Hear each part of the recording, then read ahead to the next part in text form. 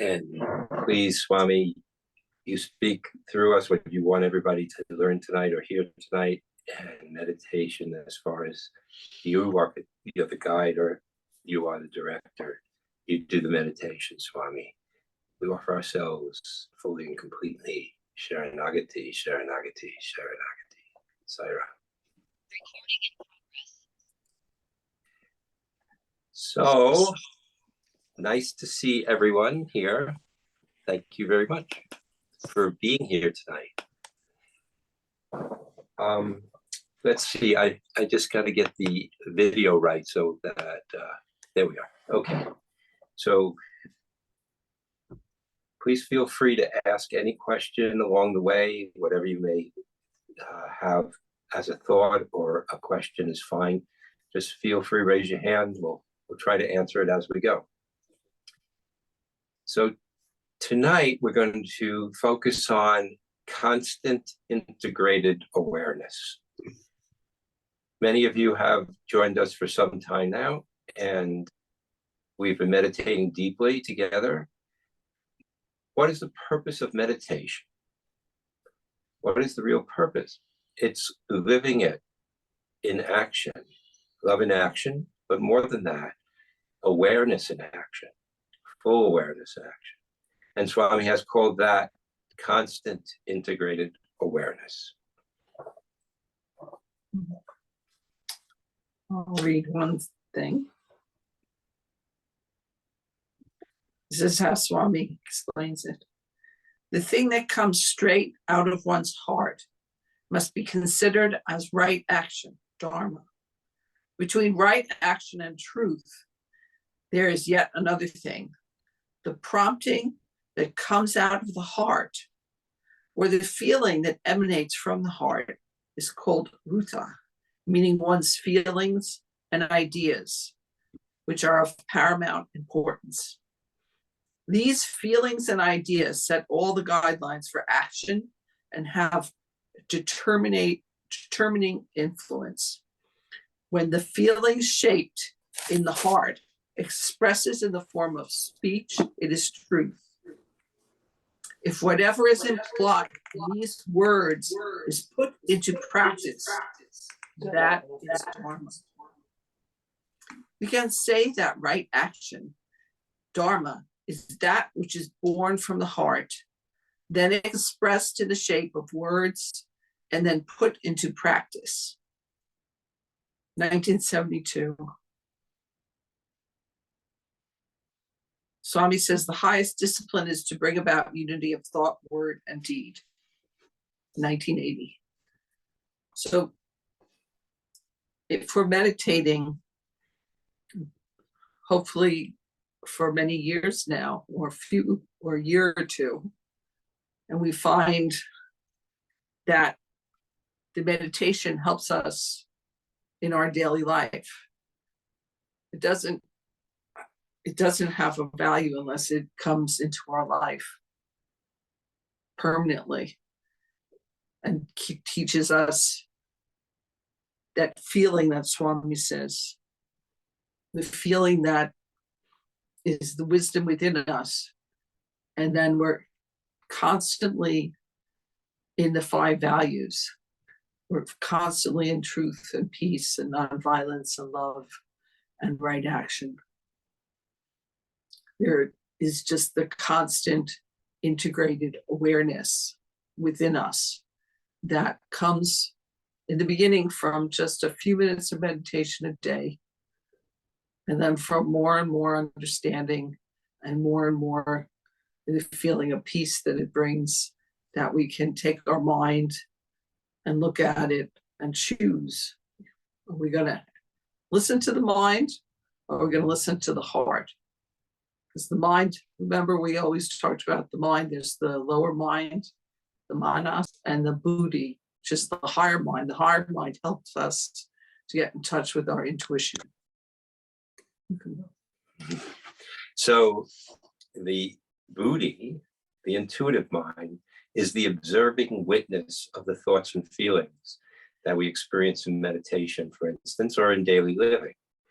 And I'm going to ask everybody to mute themselves because we're getting a little feedback in talk. So the fact is, when we're observing our thoughts and feelings, we're in the Buddhic mind, the Buddhi, and that's the intuitive mind.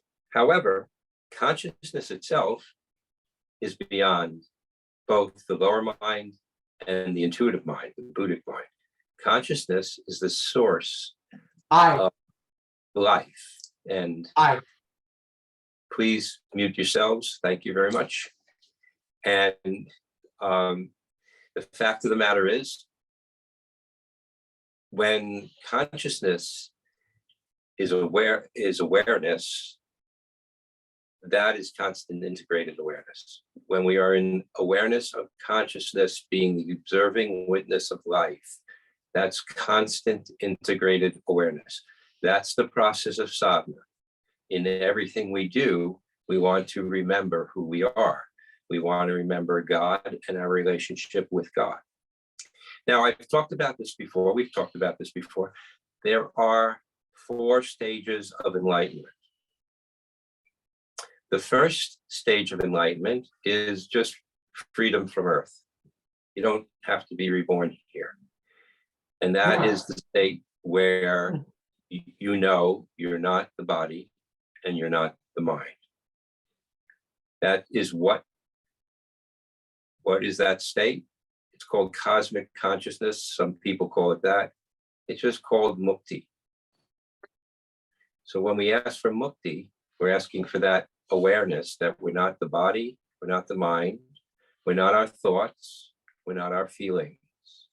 We're consciousness in the phase of the body-mind experience.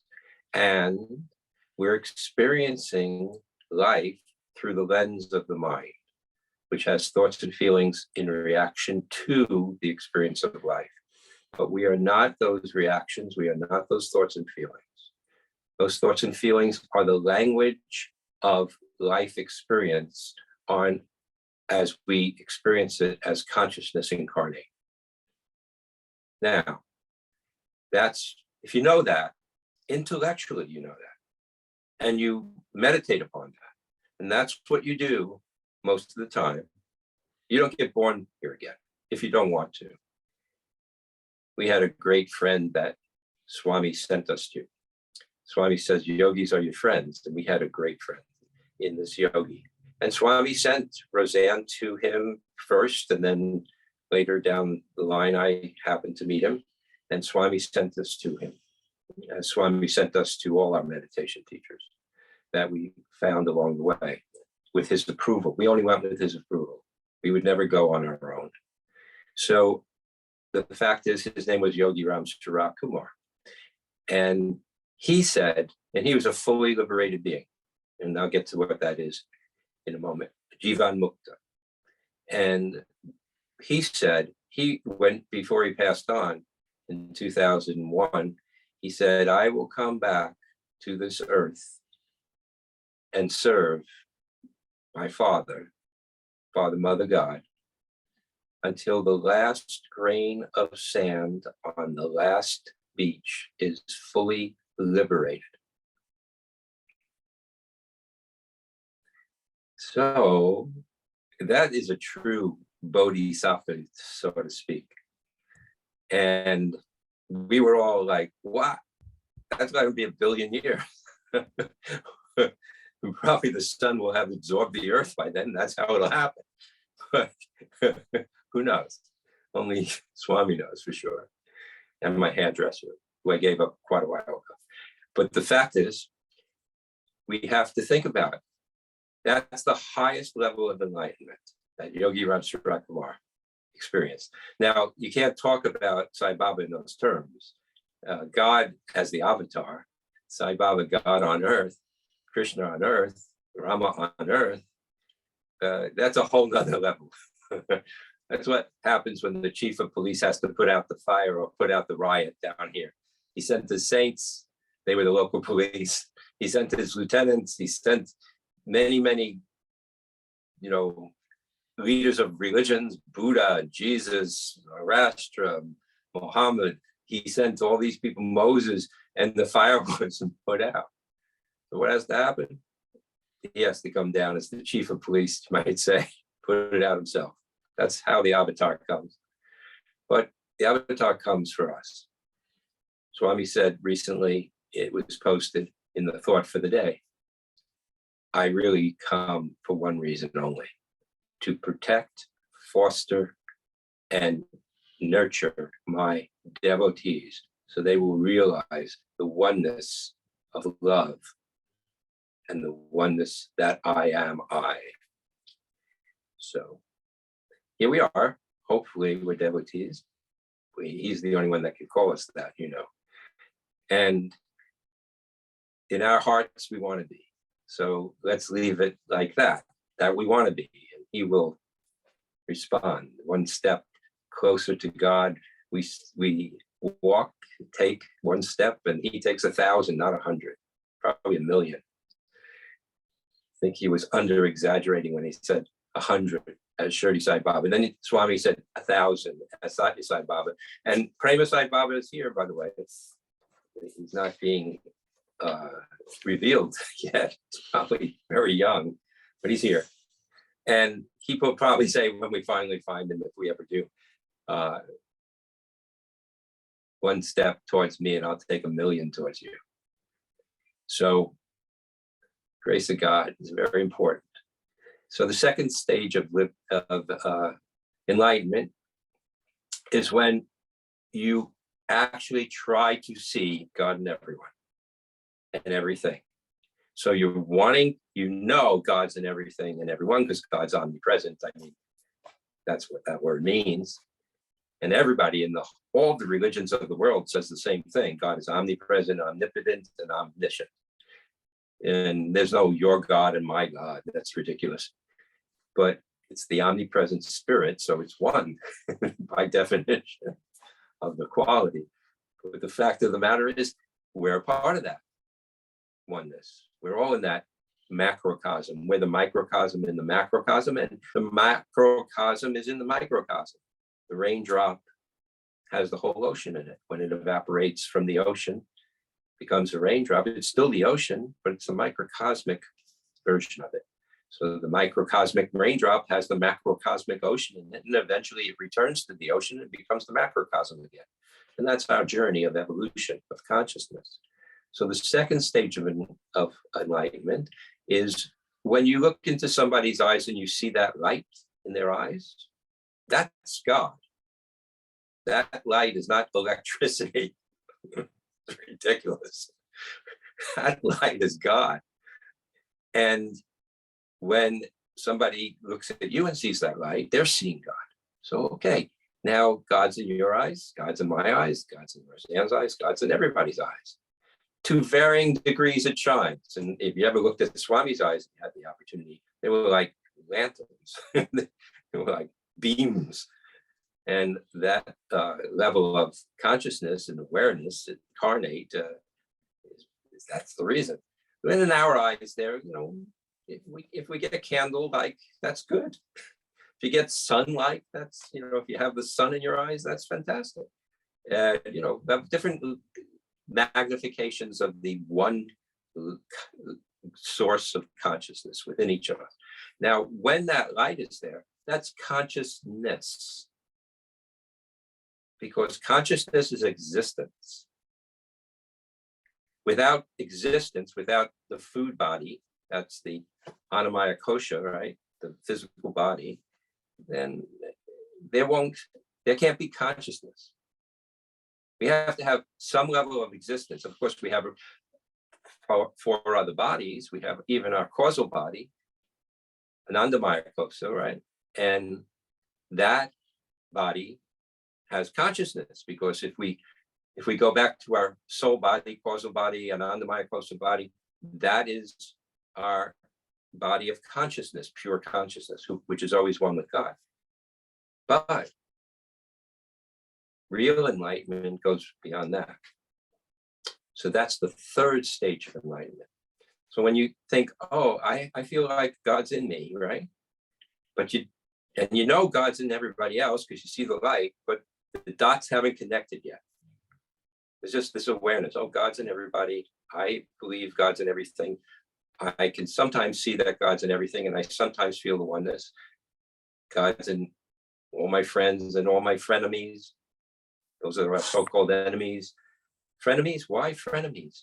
Because they're the ones that teach us to love unconditionally the most. When Arjuna had to fight all his relatives, he had to do it actually, he had to learn unconditional love at the same time. That's what Krishna demanded of him. That's a real hard thing. And he obviously learned it because at the end of his life, he was freed. So that's our mission to accomplish. Loving all, serving all, including frenemies. So third level of enlightenment is knowing that aham brahmasmi. We're beyond consciousness, we're the source of consciousness, the absolute. We are one with the absolute. So when Swami says, say this affirmation every day, this Mahavakya, I am God, I am not different from God, I am the indivisible, supreme, absolute, Satchitananda, truth, consciousness, bliss. You could also say truth, awareness, bliss. Grief and anxiety can never affect me. I am ever content. Fear cannot enter me. Why? Because I'm God. How can grief and anxiety affect God? That's ridiculous. So I am God. I am not different from God. When he says that, and say to yourself that, and it cleans the subconscious mind. You repeat it over and over and over and over and over as many times as you possibly can remember to say it. And any time you have erroneous thoughts. Swami gave that Mahavakya, that affirmation, in 1984, 85, right about then. And a year later, I found that, in one of Swami's discourse writings, I found it because I wasn't there at the time. And I've been saying it ever since. And it works. It really works. So Swami said to many people, but one particular Westerner named, he has a talk, I think, and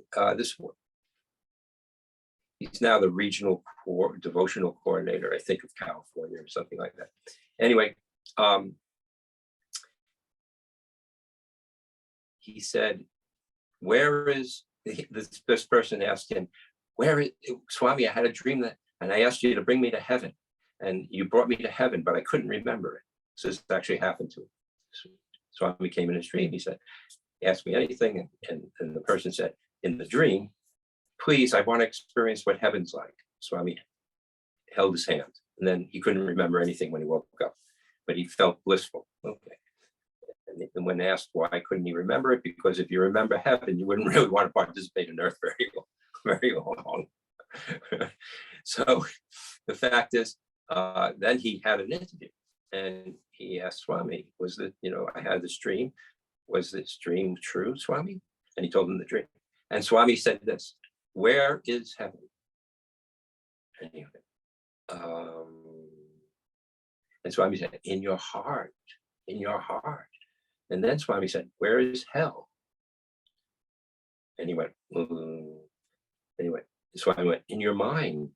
Mind is hell, heart is heaven. Think about that. Seat of consciousness, the seat of God, the seat of the soul is in our heart. God's in our heart. The absolute is in our heart. Through the heart, we find it. The mind denies it. The mind is a thief stealing truth away from our experience. Not only a thief, the mind is a liar. It tells us that this outer thing is real. And God, where's God? Where's God? It says, find me God, or doubts, or has to figure it out. Swami's teaching us, can't just accept it. Mind's a thief and a liar. It's stealing truth.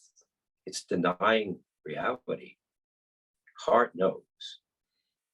So when we meditate on our heart center first to open it up. Breathing through the heart center, it opens up. The light comes, peace comes. We can start with so, breathing in, hum, breathing out. I am that.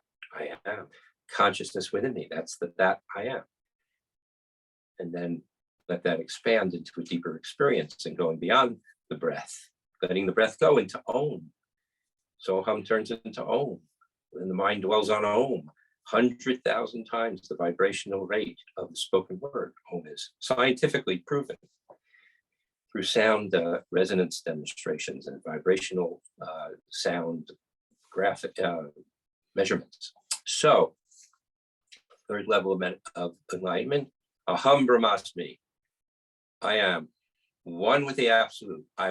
We were never born, we will never die. Not just consciousness. Consciousness is kind of an illusion, it's existence. The source of consciousness is the absolute, beyond name, beyond form, beyond everything that is. And Swami gives us one other thing. He gives us two other things. First of all, what's the greatest treasure in the universe? He says, a diamond is a very precious stone, but a diamond is the greatest treasure in the universe.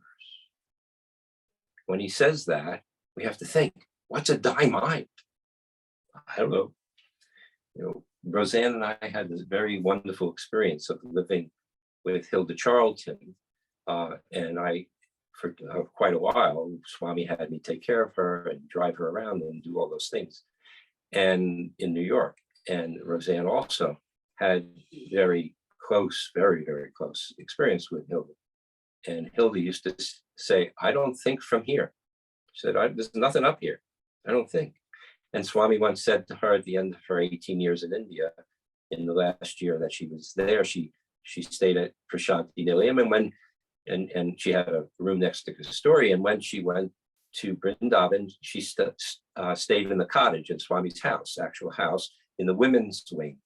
There was a women's wing and there was a men's wing in that house. And she stayed with Lily and Shurdima, actually, at the time.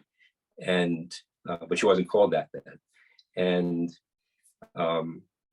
they were roommates. So in any event, this was back in 1965. And Swami came out after about 10 months of her being there and said, no more births, Hilda. And Hilda went, what? Done. And then he told everybody, Hilda has no mind. And then Hilda said, Swami, you don't want me to help with Prema Sai Baba? You don't want me to be here? And can't I have just one more to help? And he said, okay, one more. And then, anyway, the point is that I always would say to Hilda while driving her or helping her in whatever way I did, she was like 55 years older than me. She had much more experience than I ever had. But the fact of the matter is, I said, how do you think? We have to plan a picnic. How do you do it? From here. I get it from here. I feel what it is. I don't think what it is. I feel what it is. And then in my heart, God tells me, do this, do that, do this, do that, from my heart. And I could never understand that. I was a Columbia University graduate student. I mean, I had 10 books stacked up on my desk and I had to read them all within a 2-week period. And then all I was thinking was thinking. But in any event, now it's different. So Aham Brahmasmi comes from within here, it grows. This is the awareness, place of awareness. And it grows. And when it grows, it just consumes everything like a black hole. Just sucks up the entire created universe. And Swami has said, we were never born and we will never die. You were never born and you will never die. What does that really mean ultimately? It means that before creation, before the Big Bang, we are within the absolute one. And we've never left it. It only got hidden by this, which is existence. This food body has hidden through the power of the mind, the truth of who we are. that we have always been this. Past, present, future doesn't exist in this. We are this absolute oneness of love. Love is God and God is love. So this is the third level of enlightenment. What's the fourth level of enlightenment? They call it Jivan Mukta, a fully enlightened being who's in consciousness of Brahman, oneness, living, walking, talking, breathing, acting, and loving all and serving all, while alive and being in that state. Because a lot of yogis, for instance, they get to that state of aham brahmasmi and they just leave. After 21 days, they're done. They don't eat, they don't drink, they're finished. And they leave. Then what do you need a body for if you already know what the purpose of life is? Unless you want to help, love all, and serve all, which is what great yogis such as Yogi Ram Sarat Kumar and the avatar, whenever he comes. That's the mission. Love all, serve all, which Swami demonstrated to us, modeled to us. Roseanne. So we're starting out in the basics of meditation, and through many, it can be, if you're Ramana Maharshi, it could be an hour, or it could be like us 50 years. For 50 years. We're not the lower. Sorry, it's taking so long. But, and we're not there yet, by the way. Right, very, very low. In case you haven't guessed yet. Low. But we have, by Swami's grace, we've had experiences of oneness that could only have come from meditation, and also being in Swami's presence, because he can just grant a person that. But I think the meditation helped, because being able to concentrate and not have the mind go on and on.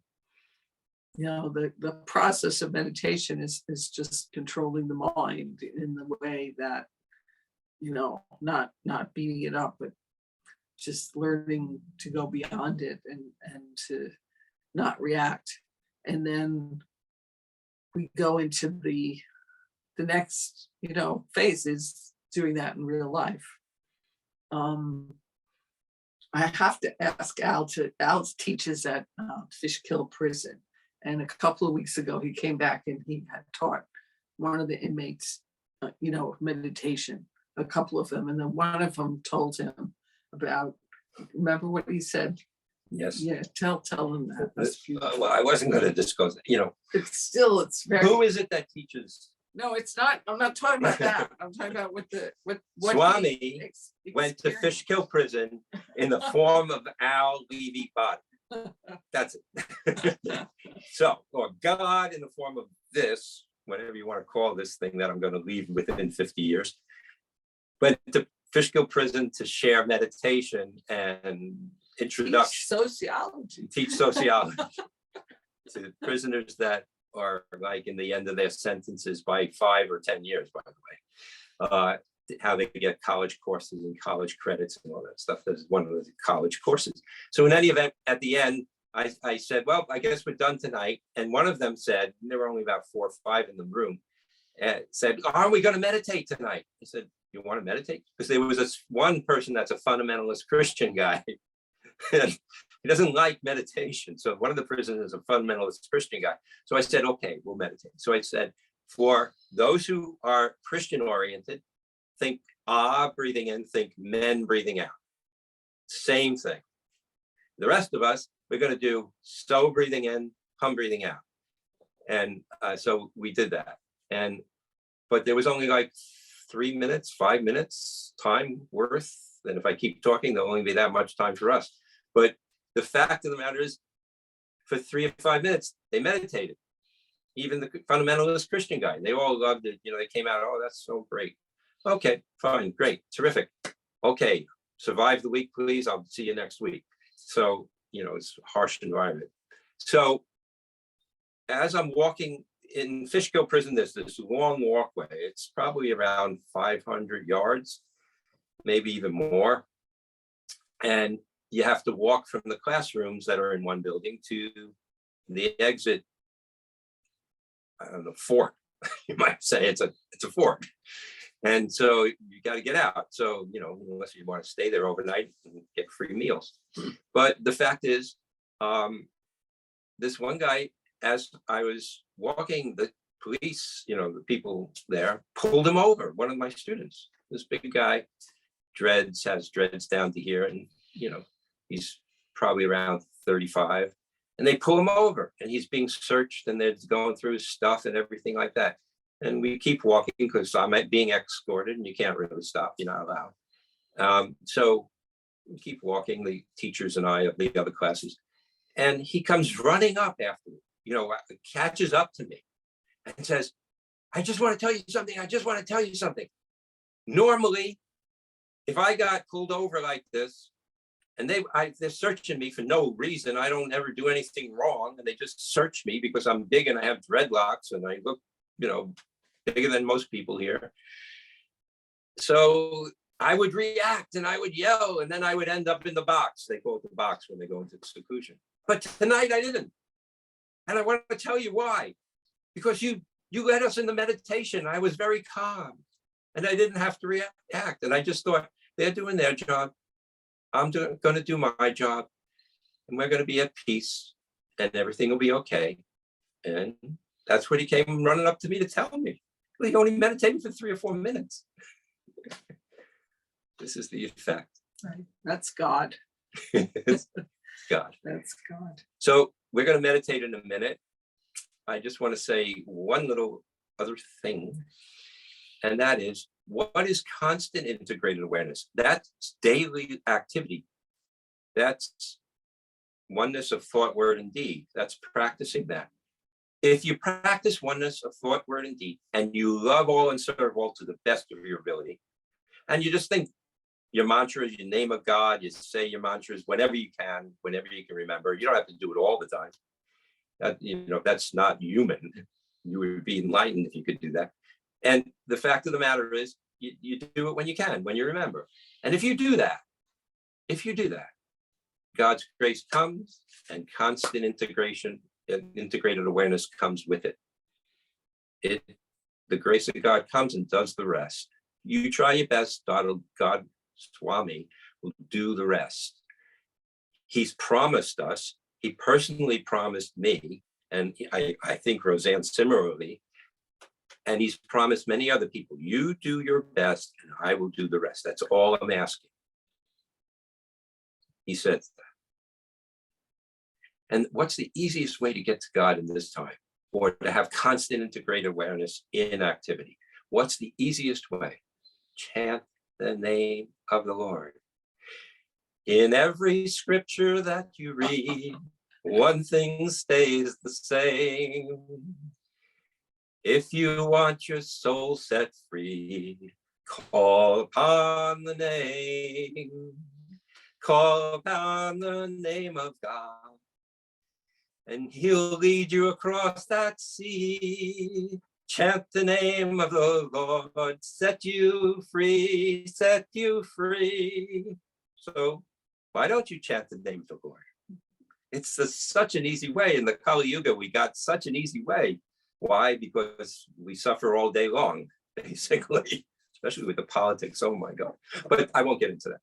But the fact of the matter is, we have a great opportunity here. It's the deepest, darkest time in the Kali Yuga, right now. And you just have to chant the name of the Lord, and it'll set you free. We're not in the Treta Yuga. You had to stand with your arm like this for 100 years or something like that. I don't know how long. 1,000. Ridiculous. Stand on one foot, arm in the air, and concentrate on God, Shiva. Yeah, really? How did anybody do that anyway? They have much better concentration than we do. Does anyone have any questions? Right. Anybody? Feel free to ask before we meditate. Tyra, this sounds like a silly question after we've been through such profound thinking, but does meditation help memory? I haven't experienced that, if it does. Does meditation help? It's hard to hear you, dear. Yeah. Does meditation help what exactly? Memory. Memory. Yes, memory loss. I can't remember if that's true or not. Yeah, definitely. It also, they just came out this week, it lowers anxiety as much as Lexapro does. So I think, and that is only with 10, 15 minutes of mindfulness. right, not even deep. Mindfulness. You're not even adding so-hum to the breath. You just follow the breath. Add so-hum, you energize the awareness. Then you might even get meditation is twice as effective as Lexapro. And if you go beyond the breath and go to Om, you might get meditation is 10 times more effective than Lexapro.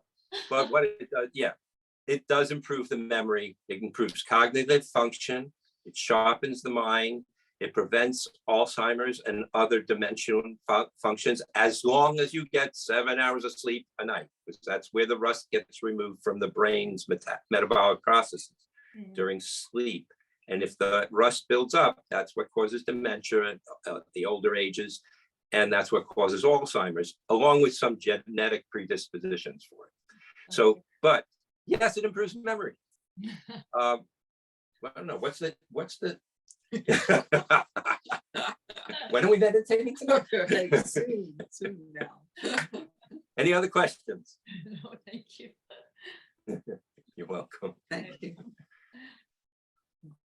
You know, it's good to laugh. Laughter brings such great positivity, endorphins and opioids, cannabinoids, all these natural things that make you feel peaceful and happy. So does meditation. They've demonstrated that. So laughing with God in mind, or what? Can you sum up the fourth stage of, again? The fourth stage of enlightenment is Yeah. a person who lives in the state of aham brahmasmi. So a person who lives in the state of oneness with the Father, Mother, God, the source of all that is, one with the absolute, like Ramana Maharshi, like Ramakrishna, like many Sri Aurobindo, like, you know, Buddha, like Jesus, walks, talks, lives, and breathes in that state of consciousness 24/7. It's the state of consciousness. It's not necessarily that you have to repeat the Aham Brahmasmi all the time. No, why would you need to repeat aham brahmasmi when you already know you are that? What happens is when the mind says something and you look at it and then you say, I don't really want to think about it. You'd say your mantra. That's right. The mantra is for allowing the mind to dissolve into the consciousness, Right. or the heart space, or the soul space, or however you want to think of it. The mantra is for getting the mind to vibrate at a high enough level that it kind of merges in the same vibratory rate of the heart and the soul. That's why we say mantras. We got to get our vibratory rate up to that oneness level. Right. And then the cleansing's going on in the meditation, like the light. Swami says the light is like the purification. So all those thoughts get bathed in the light and become purified. And so we're not repressing anything. We're just raising the vibration and becoming less and less attached to our thoughts. So Swami was asked by people many times, how do you get rid of desires? How do you let go of attachments? How do you do it? The desires and the mind's made of desires and attachments, the woof and the weave of the mind. And Swami says it's all an illusion, and you know it's not really there, and it's not real. And somebody asks, how do you do it, Swami? And he picks up a handkerchief and he goes, drops the handkerchief, and he goes, just like that, just let it go. So that attachment to the things we think, first of all, it's all nonsense. If you really pay attention to your mind, you'll say, it's a cloudy day today. That's horrible. I would like the sun to be out. Then the sun comes out. Oh, the sun's so bright and so hot. I wish it was cloudy. And then, and then it rains, and then you want it to be clear, and then it's clear and you want it to rain. And, you know, really? Kick out this is a roommate, this mind, these thoughts and feelings are a roommate. And if you had a roommate that talked like your mind talks to yourself all day, you would evict that roommate in a second. If you had a wife that talked like your mind talks to you all day long, or a husband, you would say, I think let's get a divorce. So kick this thing out, but we can't kick it out, but we can let it go. We can realize we're not it. We can observe it. We can let it go. And that's what happens in meditation. We let go of the mind, we let go of the senses, and we go deep within ourselves to consciousness itself. And so let's do that. Mhm. All right.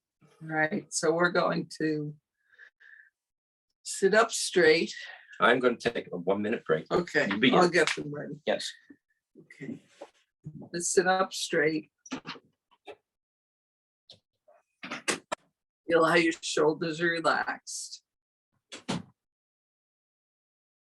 Neck is relaxed. Let all the tension of the day just disappear.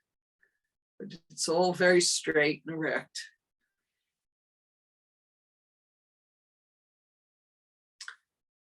Just feel it. Feel all the tension leaving your body.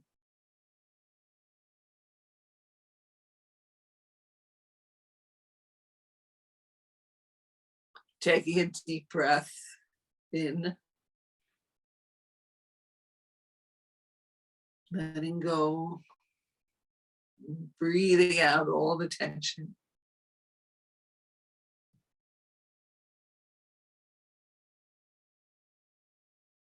Just breathing away the tension.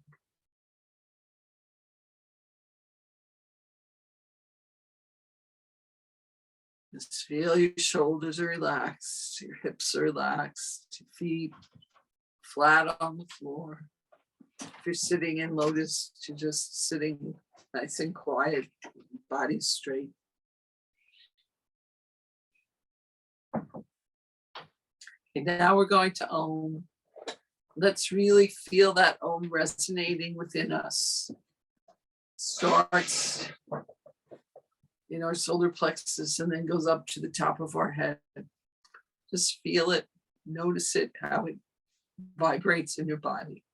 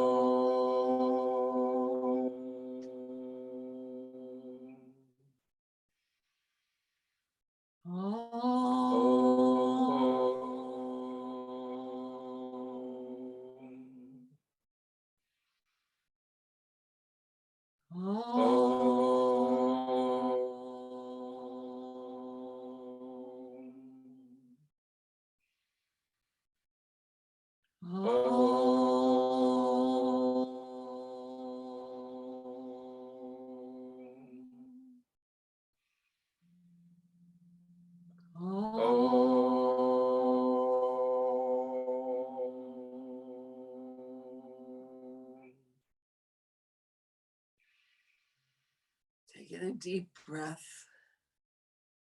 Hold it a second. And breathe out.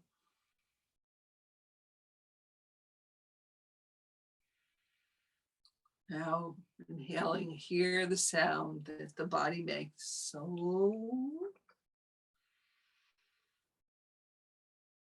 and as you exhale, hear hum.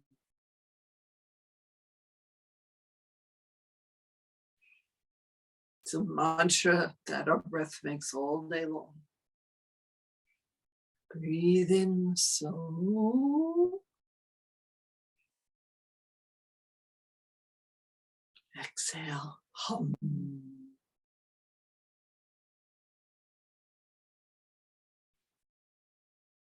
So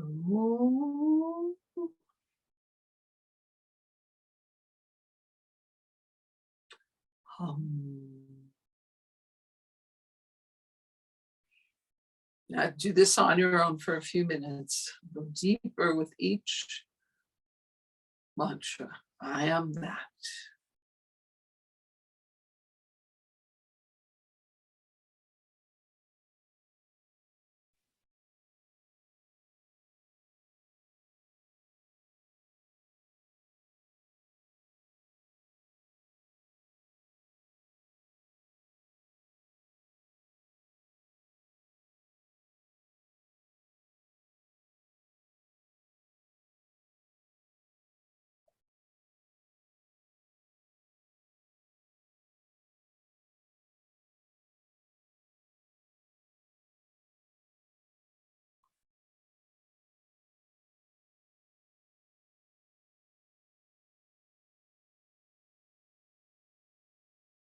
If your mind wanders, just bring it back to the breath.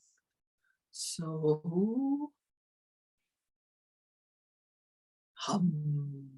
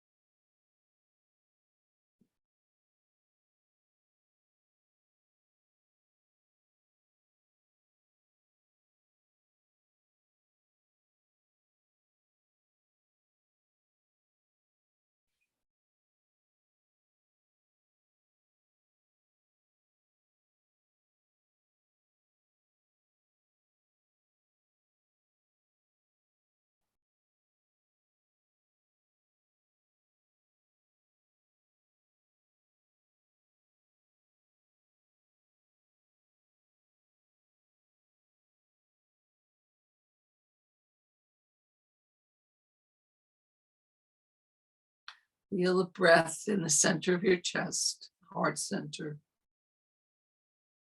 Just flow. So hum.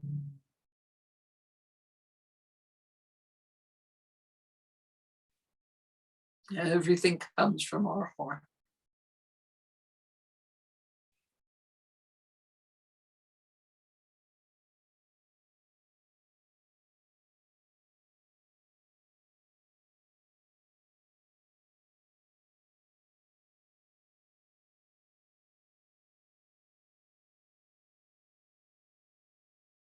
Feel the peace of knowing I am.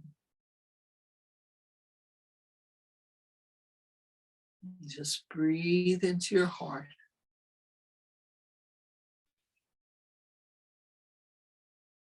Know who you are.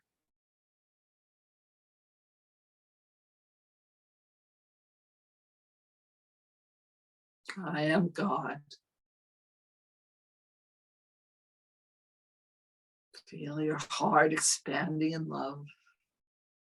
I am God. With each breath, feel it more and more. More faith.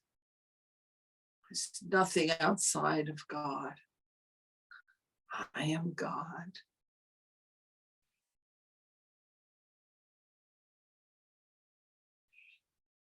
There's nothing I can think that could get me outside of God. Thoughts are just bubbles. Let them go. Breathe in. Fill your heart with love.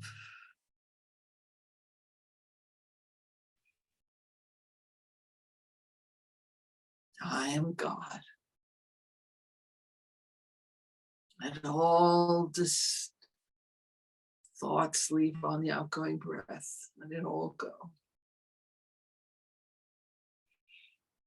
Any darkness, let it just disappear in this light in your heart. Our heart is just the brightness of God. It's such beauty. It's just the flow of God within us, within everything. just flows and flows with our breath. I am God.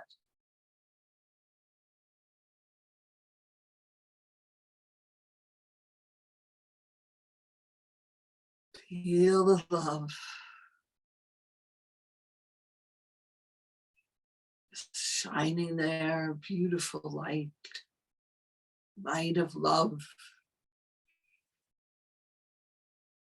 There's nothing outside of this light. There's nothing we could do to turn off the light. It is always within us. It's always glowing with the divine love, our essence.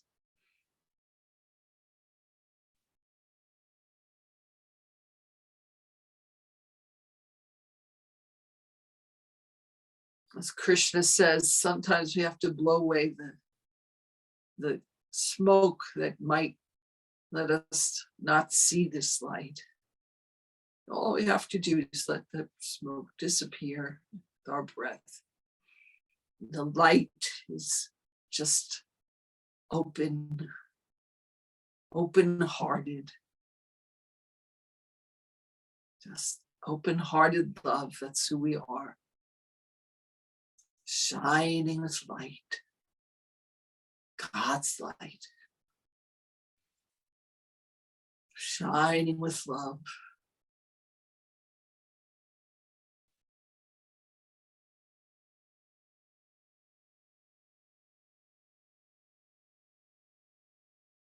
God is in our hands.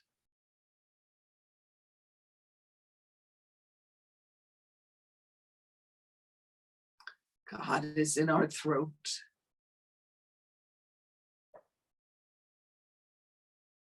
See all the light shining. Everything we do, everything we say, it's God.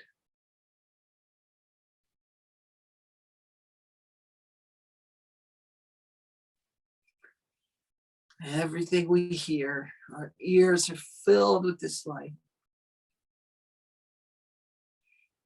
We hear God's voice.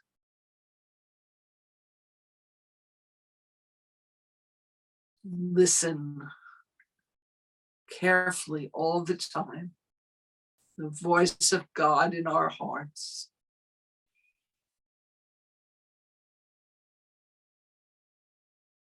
And our words are that voice.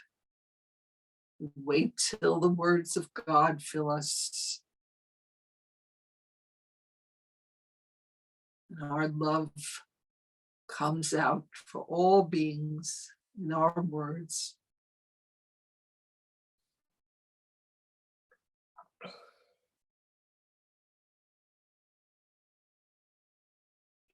All our thoughts, our divine thoughts, their source is God within us. The heart and the mind are one. Let your energies rise.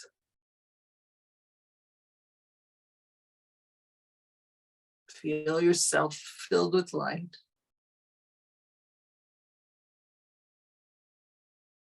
Our eyes are filled with light. All that we see is God. There's no difference.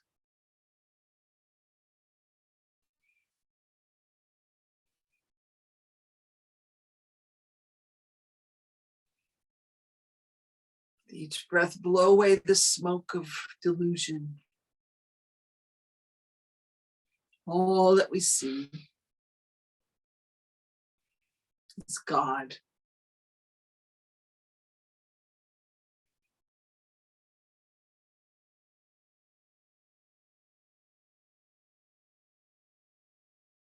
Feel this oneness. There's nothing outside of ourself, our true self.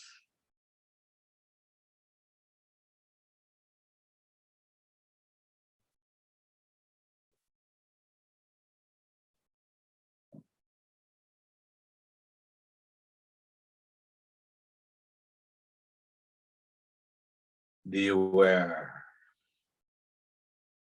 If you haven't already focused on the top of your head, rise from the forehead to the top of the head, like the sun rises at dawn in the morning sky of inner consciousness to the top of the head at high noon. Rest there for a moment. Let the whole of this temple of the body be lit with the light of love, the light of God within you. You don't have to see it, just have to think it, imagine it, visualize it, feel it.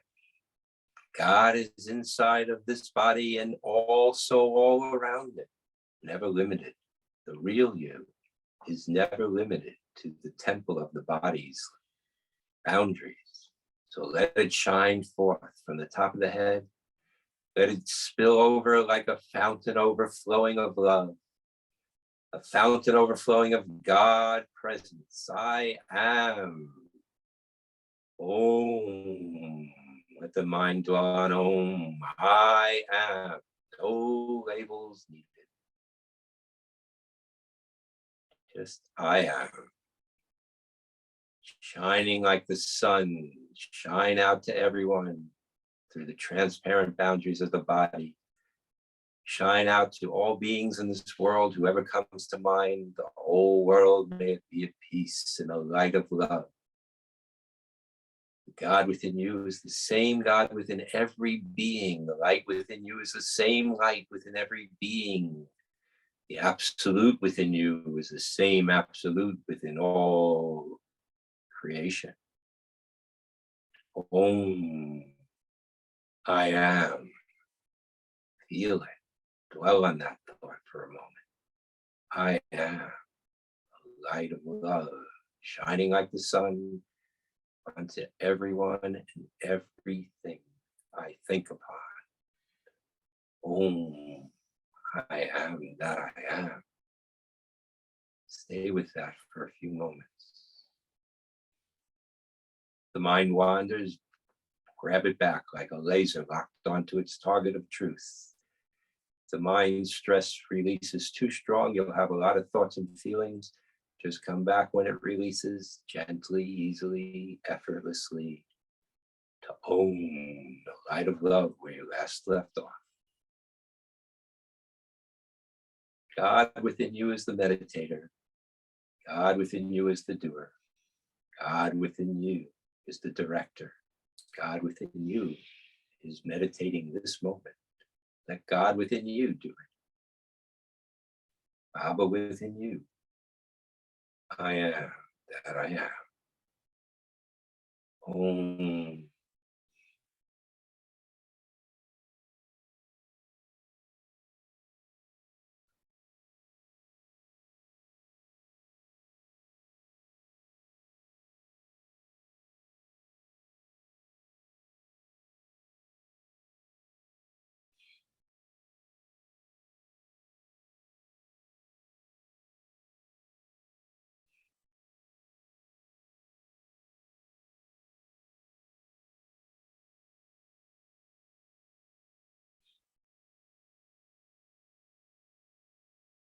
Let it all go. Let there be the light of love, the Om. Let all the labels go. I am. Om. That's what it all means in this context. Om. Light of love incarnate, shines upon everything throughout the world, throughout the sky, throughout the universe, the stars beyond them, the spaces between them. It's all the body of God. It's all Sai Baba. It's all love. It's all there is. Everywhere, everything, everyone, forever and ever, and beyond.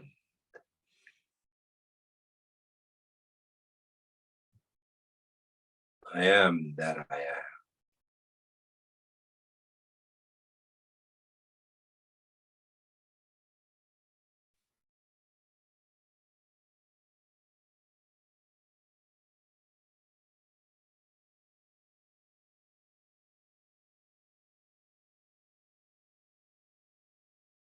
Let it all go. As if this moment you were leaving this earthly existence entirely. And you are one with the absolute, the source of Om, source of consciousness. Om, I am that I am, the source of Om. We were never born and we will never die. Before the Big Bang, we are all one with the Absolute. We are the Absolute. Individually, we are aware right now of that reality. Be aware right now of who you really are. Aham Brahmasmi, beyond name, beyond form.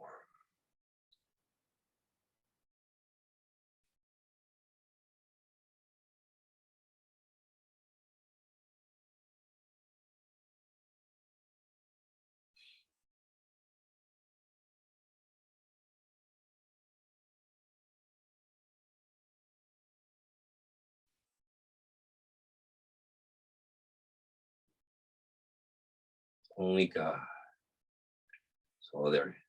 Father, Mother, God. Love more. Love is God. God is love. Love more. You'll be there soon. Don't have to leave the body behind to know the oneness of love. No need for that. We are living, breathing, Jivan Muktis on earth. That's our goal. Loving all and serving all. As liberated, free beings, fully aware.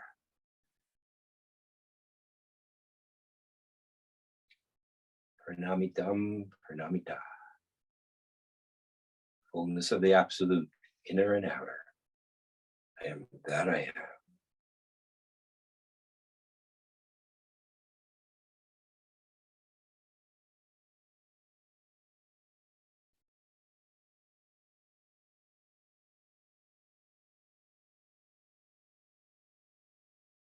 Let go, let Baba within you, Krishna within you, Rama within you, Shiva within you. Do everything. Om.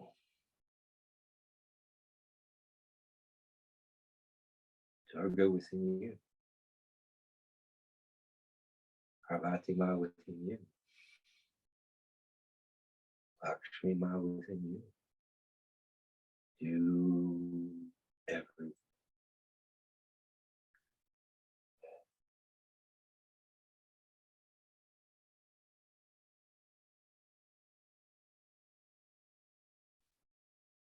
Jesus and Mary within you. Om.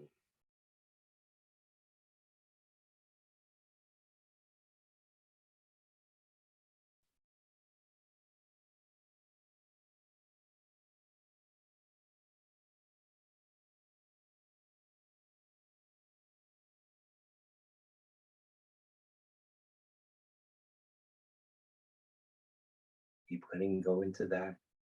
Don't be afraid. Why fear when I am here? Be that now.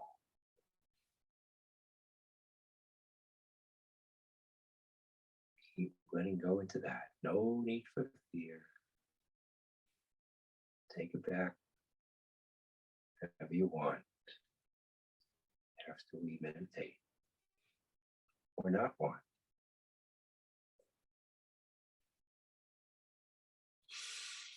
Oh.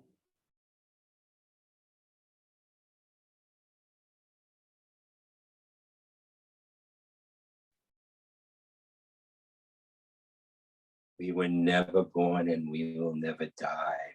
Before the Big Bang, we are that Om.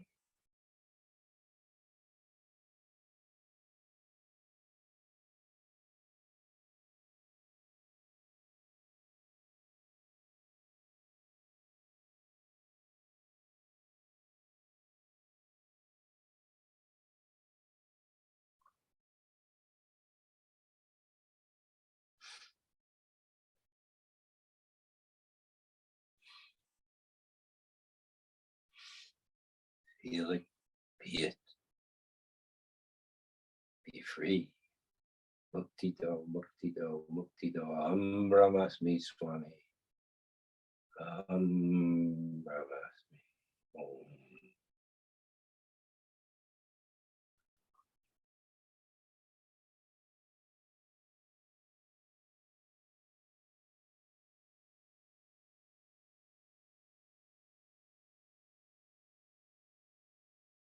Beyond name, beyond form. Om.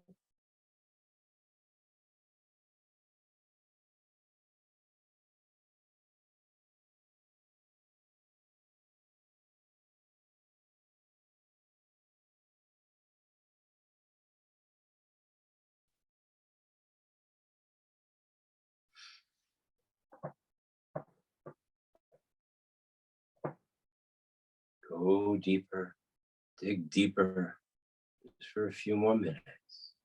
Dig with a shovel of love, dig deeper, unconditional love, agape, unattached love.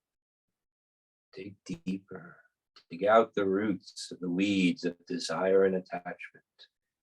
Dig deeper and find the glory of God right within your own being. Om.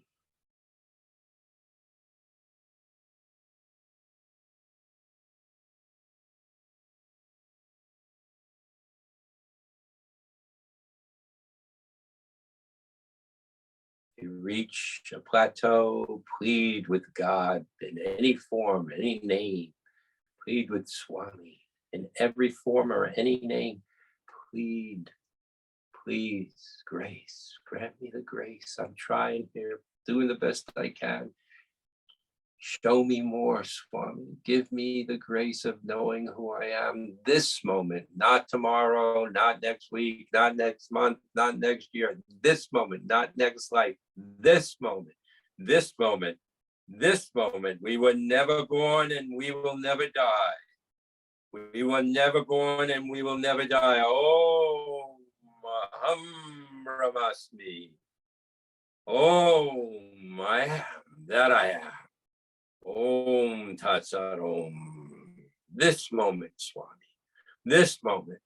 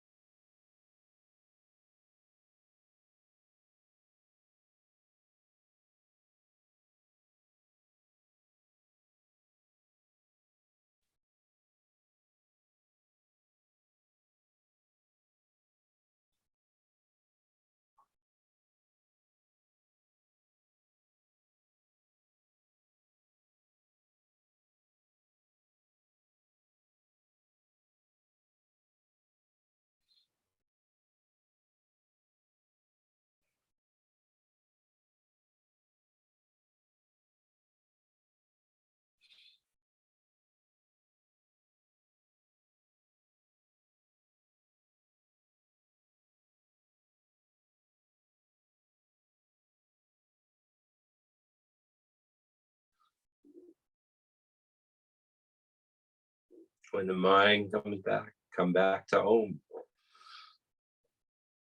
Come back to Om. Whenever the mind reappears, come back to Om and let it go. You are always that.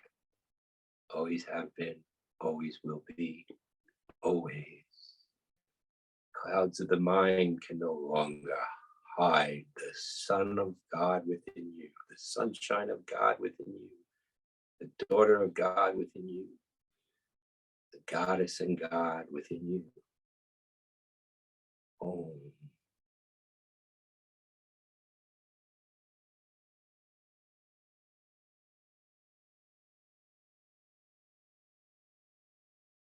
We were never born, and we will never die.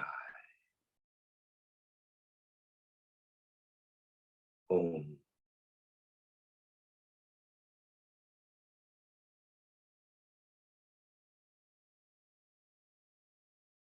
Hold on, go deeper just for another moment or two.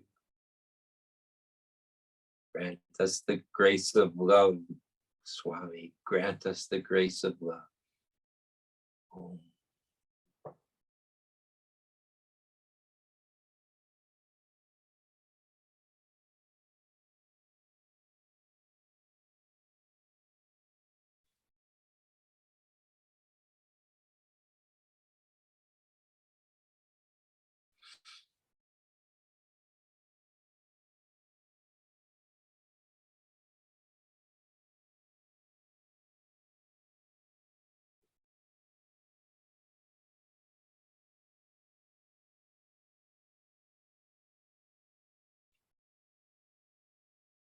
So now be aware of where you are in your awareness, where you are in your consciousness. Make it concrete. Make it real. Make it livable. Love in action. Be aware of how you feel right now and where you are in your consciousness. There are a lot of thoughts and feelings. Never mind that. It's just the release of stress, the release of dissolving of karmas. It always kicks up the mind into activity. The dissolving of deep karmas always kicks up the mind into activity.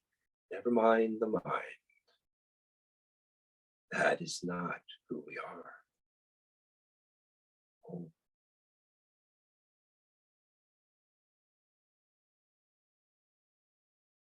Be aware of who you are right now and how you feel. Mm.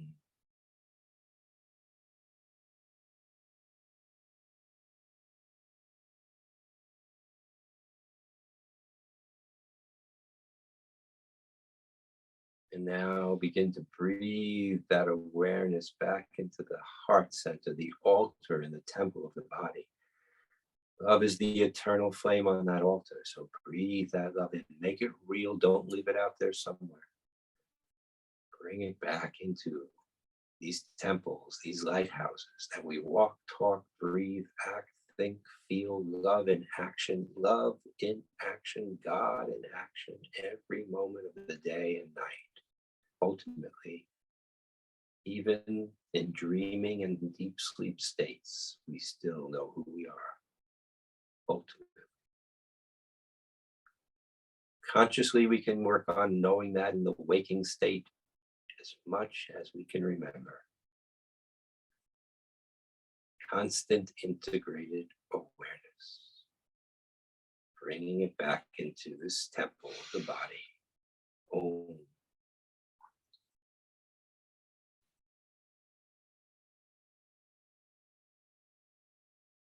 Coming back in, breathing back in. Take your time, no rush. Don't have to if you don't want to. You're in your own space or alone in your own place of living. Come wherever, whenever you want. But if you want to come back in now, breathing it back in slowly and carefully and keeping the eyes closed for a good 3 to 5 minutes, please. Deep state of meditational consciousness is very different from waking state, so we don't rush out of it. Kind of take our time like we do when we wake up from sleep in the morning. Just take your time to adjust, keeping the eyes closed for 3 to 5 minutes.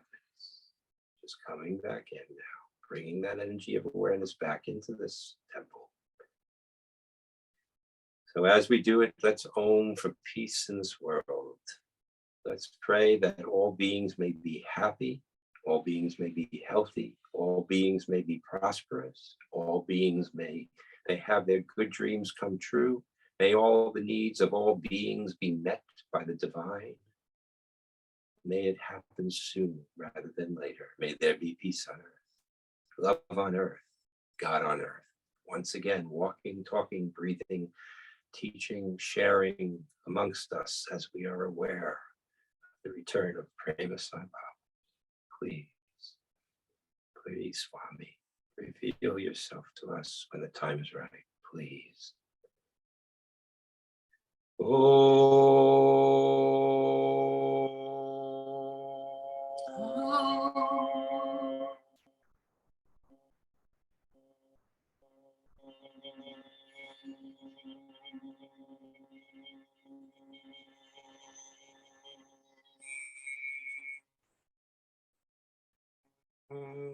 See all beings who come to mind in the light of love, in the light of God, from inside and outside.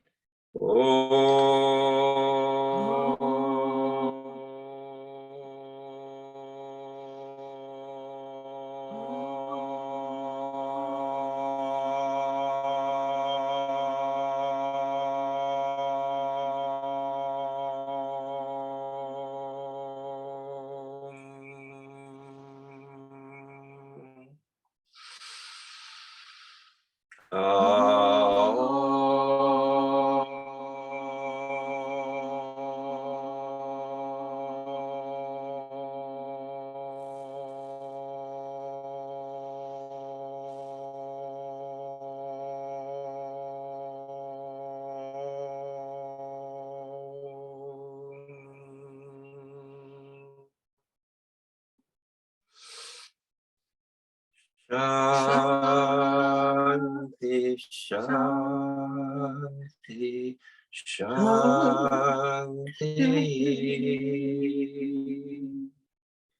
May Swami bless each and every one of us. May Swami bless each and every one of you with love and action throughout the day and the night. Om Shri Saram, Jai Shri Saram.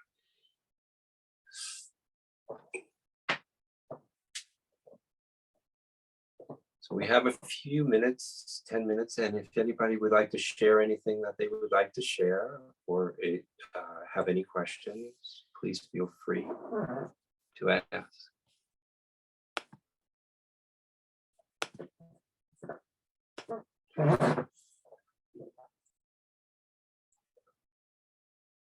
Everybody okay? If you haven't opened your eyes yet, don't worry. Just stay where you are in your own timing. It's perfect.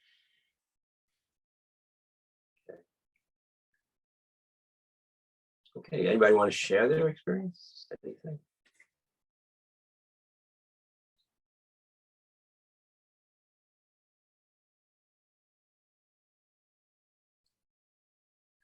All right. Good, everyone had a good meditation. Unless you forgot to unmute and you're sharing without unmuting. But you do have to function on a technological level here again if you're going to ask a question. So I just want to point out that persistence, patience, perseverance, that gets you there. Don't give up. Never, ever, ever, never, ever. If Swami drags you through the mud and the snow and the ice and the storms and the hurricanes and the joys of life too, never let go. Just hold on, he'll get you there. He still has some work to do on both us, but he got us this far. It's a miracle. And he has total control over the meditation. I have this great story when I was I think we were in Whitefield once, and went into meditation, and I was gone. It was like, packed like sardines, and suddenly I just came out, and there was the Sevadal coming towards me. I was the only one there. And normally it would take me like 5 or 10 minutes to be able to even move, but Swami just did it. I was able to just get up and walk away totally in my body. So Swami is in control of everything. There was a fellow named Richard Schumann, right? No, I'm not sure who it is. Baba Arnold Schumann. Oh, Arnold Schumann. He wrote the book Baba, and it was the first book I ever read about Baba, and it made me realize who Baba was within 10 pages. But the fact of the matter is, he once sat to meditate, and when he came out, he opened the door of his house, because he was in his house, and there was 3 days of newspapers there. So he went into a deep state of samadhi and experienced, without any need. So a highly evolved soul, but it scared him, so he never went back to Swami. He couldn't surrender, he said. So anybody want to share anything, questions, now that you've come down a little bit further? How do you fight the sleep? Okay, we got 2 questions there. How about one at a time? Carmel, is it Carmela? How do you fight the sleep? Sleep is Yeah. necessary. So sleep comes During because meditation. so I fell asleep during meditation for 4 years, every single meditation. When I said to my teacher at the time of meditation, I said, "What's going on here?" And he said, "Your nervous system needs rest and healing, and that's why you're falling asleep. When it's finished, you'll be fine." I don't fall asleep anymore in meditation. It just doesn't happen. But for the first 4 years, I did. Every single one. Wow. Continue and get enough sleep at night, because meditation is no substitute for sleep, and we do need 7 to 8 hours of sleep a night as human beings. It's very rare to have less, and you can see what happens when you have only 4. We have I won't go into it. Okay. Thanks. You're welcome. Al, it's Jay. Jay, hi. Hi, I just wanted to say that it's life in the world can be stressful, and it's just such a joy to participate in this and watch it just drain away and come back to that quiet and that peace and that bliss. So thank you both. Oh, well, thank you, Jay. I didn't realize it was you. I thought it was Jake and knew you, but had the same voice. But nice to hear you. Thank you. Yes, David. I wanted to say that what you talked about earlier really is kind of exactly what I'm trying to study. And it's a real conundrum for me. I've been like a crusader activist all my life. And there's a part of me that wants to fix things. And I run up against people who don't. And the difficulty there is, am I using my heart or am I using my head? And I run into that constantly, and I know, and I feel uncomfortable. And I know I'm having an energy that isn't anger, but it sure is strong. Impatience. Oh, maybe, okay, that's good. Lately, I've been able to stop myself after 2 or 3 days. It takes that long. and calm down enough to where I can not be saying anything negative to someone else. Beautiful. I can just be stating what is there. And of course, that I think is telling them something that should cause some action, but it's not criticizing. And I hope that's working, but that's really my big, So these things that we struggle with our entire lives, almost, to the end of our lives, these are the vasanas. And the way to work through the vasanas is to observe the vasana, notice what it is. It'll keep coming into action, into thought, into word. It'll keep coming. And then you say, Swami, don't need this anymore. You take care of it. And you do inside, you do a visualizing of the fire of love inside your heart. You throw that vasana, that seed desire, that seed attachment, that seed reaction that's been with us many, many, many lifetimes. That's what the vasanas are. And you throw it into that fire like a yagna.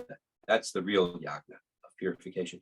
And if you need help doing it, you call upon Swami or any form or name of Swami inside of you here, the charioteer, to do that with you, to help enable you to do that, to do it for you. And that, after a certain amount of effort that you make, Swami will do the rest.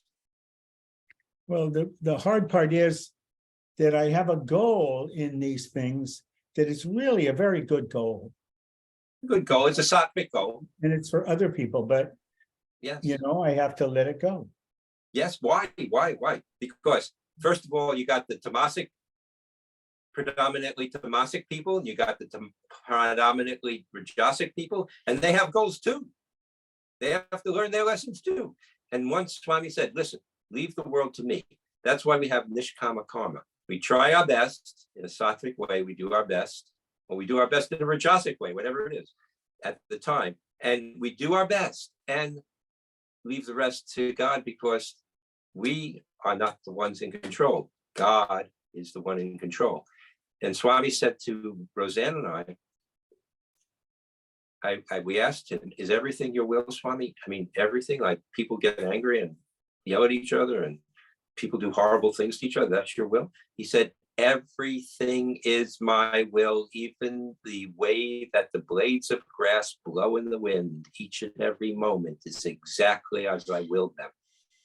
Everything is my will. Well, thank you. But one other thing, on desire, something clicked tonight from your talk about it. And that is, when desires come up, I'll tell you what the problem has always been. I see myself having a desire in front of Swami, and it freaks me out. Oh, that's the best time to have it. Well, I mean, maybe it is, but it's Definitely time for me. So tonight I just saw it and I said, well, oh, Swami thinks it's nothing, then I'm going to think it's nothing. There you go. So that was a big Beautiful. finding. So helps. Swami said, give me the depths of your mind, the most depraved, degraded, in horrible parts of it. Give me it. I want it. Well, thank you. Yes. So thank you all. Sai Prasanna, thank you for organizing tonight's Thank you. session once again. Thank you for all your work. Thank you. Hard effort. While you're here, can we talk about next month? It's December. Are you on vacation? Is it okay to have it the third Wednesday or? Yes, third We're Wednesday is around, fine. We're here. Yeah, let's have it third Wednesday. Put out the announcement a week ahead of time. Okay, You sure. don't have to check back with us. We're here. Okay, you're here. Okay, I'll do We're that. good. Okay, great. Thank you so Yeah, much. Thank You're you. welcome. Thank you Sai, so Happy Thanksgiving to everyone. And Oh, I- Thank you. Let Thank you me- very much. Thank you. So you want to finish with a prayer? Sai yeah, Prasanna? sure. I'll do that. Thank you so much, Swami.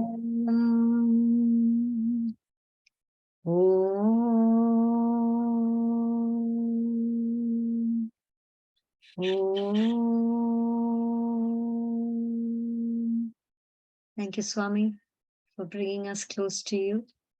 Samastalokaah Sukhino Bhavantu. Samastalokaah Sukhino Bhavantu. Samastalokaah Sukhino Bhavantu. Om Shanti Shanti Shanti. Thank you. Thank you, sister.